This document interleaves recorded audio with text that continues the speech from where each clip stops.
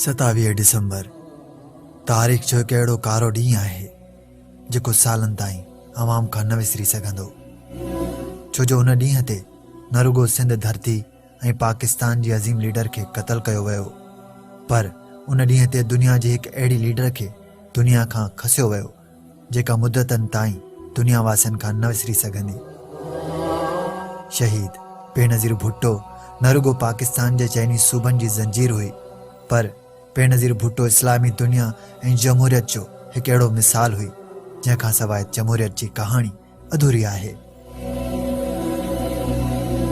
उहा ॻाल्हि भला केरु नथो ॼाणे त बेनज़ीर भुट्टो खे कुझु साल अॻु रावलपिंडीअ जे उन्हीअ बाग़ ॿाहिरां क़तल कयो वियो हो जिते अॻु बि सिंध जे वज़ीर आज़म खे मौत जी निंड सुम्हारियो वियो हो।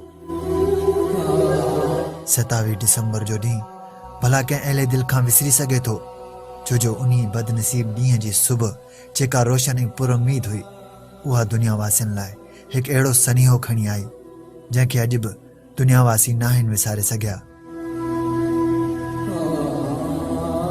27 डिसंबर वारी सुबुह जॾहिं अञा बेनज़ीर भुट्टो लियाकत बाग़ में अवामी मेड़ खे ख़िताब करण लाइ की न पहुती हुई, तॾहिं पिंडीअ जे उन्हीअ बाग़ खे सख़्त सिक्योरिटी हेठि रखियो वियो। बाग़ जे टिनी तरफ़नि खां एंट्री गेट लॻाए उन्हनि ते वॉक थ्रू गेट लॻाया विया ऐं हुते बीठल सिक्योरिटी अमलो ईंदड़ वेंदड़ माण्हुनि खे चकास बाद बाग़ अंदरि दाख़िल थियण जी इजाज़त ॾेई रहियो हो।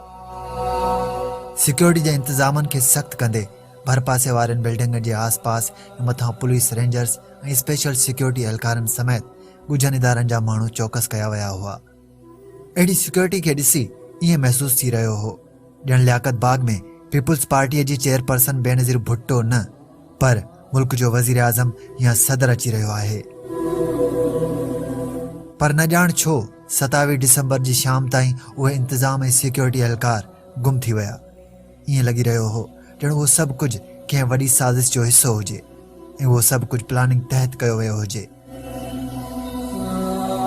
27 डिसंबर वारे ॾींहुं मंझंदि जो 2 वॻे मोहतरमा बेनज़ीर भुट्टो पिंडीअ जे तारीख़ी बाग़ लियाकत बाग़ पहुती, जंहिंखां पोइ मोहतरमा बेनज़ीर भुट्टो 3:35 ते पंहिंजी ज़िंदगीअ जो आख़िरी ऐं पुरुम्मीद ख़िताब कयो।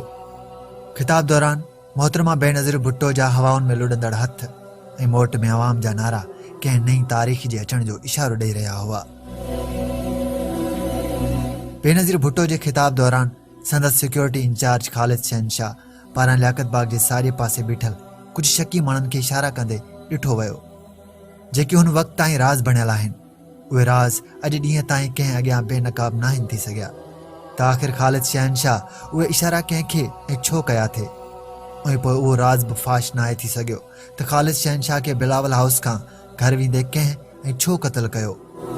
छा उहे सभु वाक़िया कंहिं सोचियल सम्झियल साज़िश जो हिसो हुआ या वरी ख़ालिद शहनशाह खे मोहतरमा जे क़तल बाबति राज़ मालूम थिया हुआ जंहिं करे संदसि रस्ते खां हटायो वियो।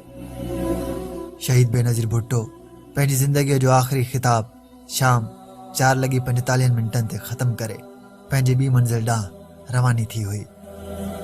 बेनज़ीर भुट्टो आख़िरी लम्हनि में पंहिंजा हथ हवाउनि में लोॾे अवाम खां मोकिलाए पंहिंजी गाॾीअ में वेठी। संदसि जी गाॾी वाटर बोर्ड ऑफिस वारे पासे खां हुई। माण्हुनि जो जोश ऐं जज़्बो ॾिसी मोहतरमा पंहिंजी गाॾीअ मां ॿाहिरि निकिरी अवाम खां मोकिलाइण लॻी। उते हुन ॻाल्हि खां बि इनकार नथो करे सघिजे त बेनज़ीर भुट्टो खे अवाम पंहिंजी गाॾीअ मां निकिरण ते मजबूर कयो हूंदो। 27 डिसंबर जी सर्द शाम जो 5:20 ते संदसि गाॾीअ पोयां 4 फायर थिया, जंहिंखां फौरन बाद बम धमाको थियो, जंहिं सबबु 30 खां मथे माण्हू मारिजी विया हुआ। 27 डिसंबर वारे वाक़े खां फौरन बाद इंतिज़ामिया सानिह जा निशान मिटाईंदे वाक़े वारे हंध खे पाणीअ सां साफ़ करे छॾियो हो। बेनज़ीर भुट्टो जे क़तल बाबति शुरूआत में उहे ॻाल्हियूं बि साम्हूं आयूं। संदसि क़तल गाॾीअ जे लीवर सां टकराइण सबबु थियो आहे। ॿिए तरफ़ उहे ॻाल्हियूं बि शुरूअ खां वठी गर्दिश करे रहियूं आहिनि त संदसि टारगेट क़तल कयो वियो आहे। बेनज़ीर भुट्टो जो क़तल तारीख़ी ऐं बैनुल अक़वामी सानेहो आहे, जेको 21वीं सदीअ जो सभ खां वॾो क़तल आहे। वज़ीर आज़म गिलानी हिकु बयान में चयो हो त बेनज़ीर भुट्टो जो क़ातिल बैतुल्ला मसूद आहे, जेको पंहिंजे ख़राब अंजाम खे पहुची चुको आहे, जॾहिं त बैतुल्ला मसूद बेनज़ीर भुट्टो जे क़तल जी तरदीद करे चुको हो। संदसि चवण हो त हू औरतुनि ते हथ न आहिनि खणंदा। बहरहाल उहे सभु ॻाल्हियूं जवाबु घुरनि थियूं